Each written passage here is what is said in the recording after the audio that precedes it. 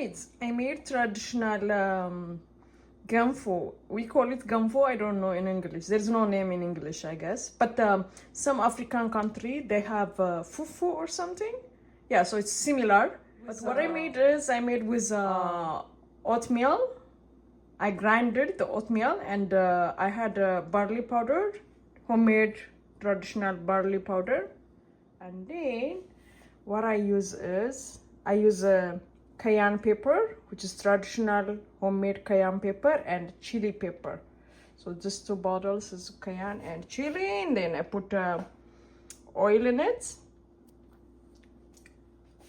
It looks delicious already. See?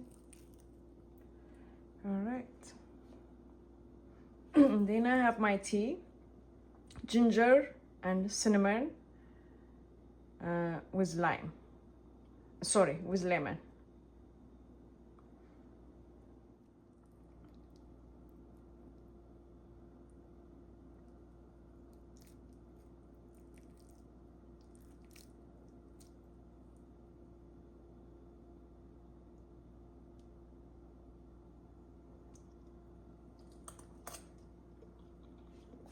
Mmm, delicious.